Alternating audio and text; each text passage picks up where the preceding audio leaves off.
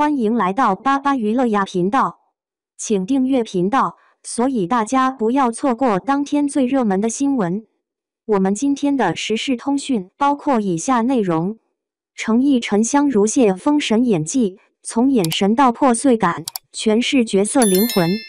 一、眼神戏的层次感，一人三角的极致反差。诚意在《沉香如屑》中一人分饰应渊、唐周、玄烨三角，仅凭眼神便让观众清晰区分角色内核。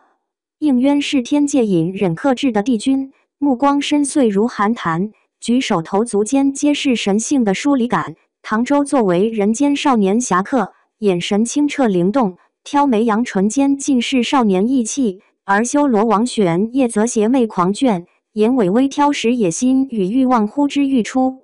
尤其应渊与颜淡互动时的克制假笑，将爱而不能言的挣扎感演绎的淋漓尽致，看似平静的眸光下暗潮涌动，睫毛轻颤的细节直击人心。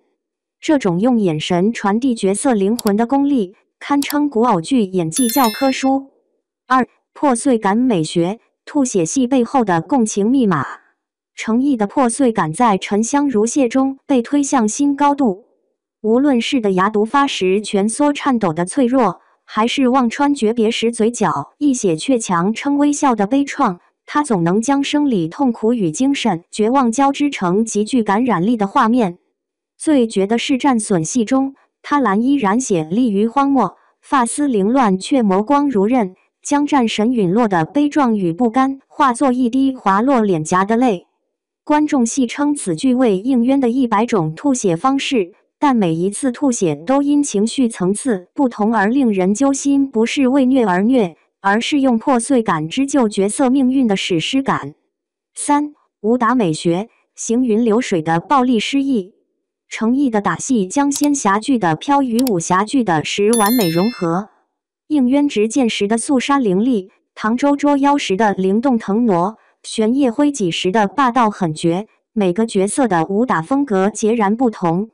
新疆拍摄的仙魔大战戏份中，他连续吊威亚数日，在沙暴中完成空中翻转、剑指苍穹等高难度动作，衣袂翻飞间尽显仙风道骨。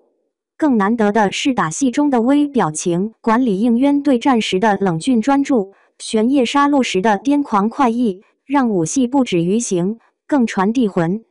四、幕后匠心，用敬业铸就角色高光。戏外的诚意为角色倾注了惊人诚意。